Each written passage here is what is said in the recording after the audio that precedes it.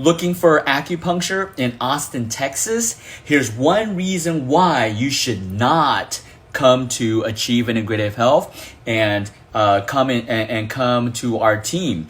And so we've had people call us and say, and after they find out what we do on the first visit, we do a very comprehensive initial exam. It's not a consultation, it's an initial exam. And we've had people tell us, oh, I don't want that. I want the traditional acupuncture clinic where you go into the office, they ask a few questions for 10 minutes, and they tell you to hop on the table and start putting needles in you, right?